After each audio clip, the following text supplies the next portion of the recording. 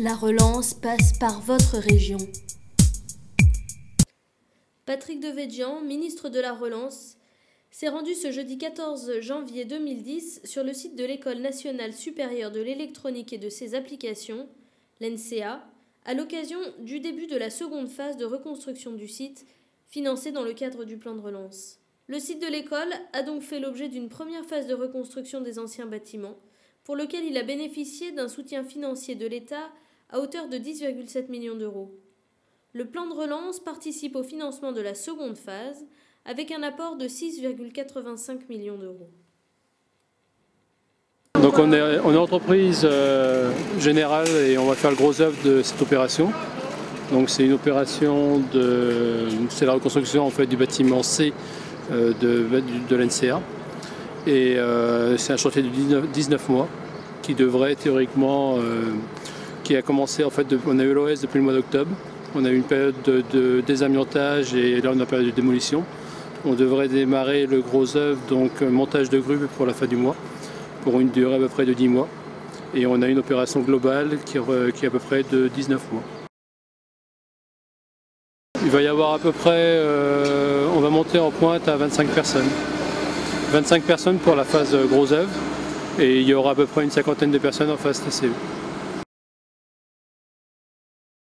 Ici, comme je le disais tout à l'heure, il y avait un projet indispensable à la fois pour l'établissement et pour la ville, parce que la conception d'origine ne fonctionnait pas, et le projet n'était pas bouclé financièrement, donc ça traînait naturellement malgré les besoins.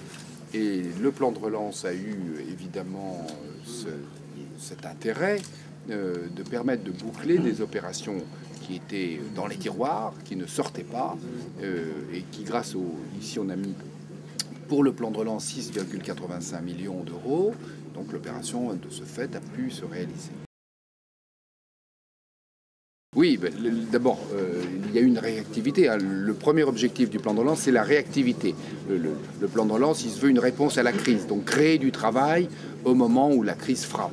Donc c'est bien le cas, les entreprises sont là, elles sont au travail, des emplois sont créés, les entreprises ont une charge de travail grâce à ces commandes publiques.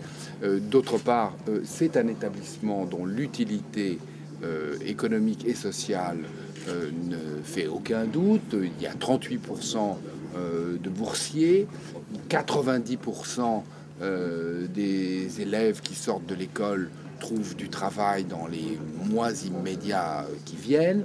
Et la France a un déficit d'ingénieurs. Nous avons un grand besoin de produire davantage d'ingénieurs. Nos industriels en réclament davantage et n'en trouvent pas. Nous en faisons venir de l'étranger, mais ça ne fait pas le compte.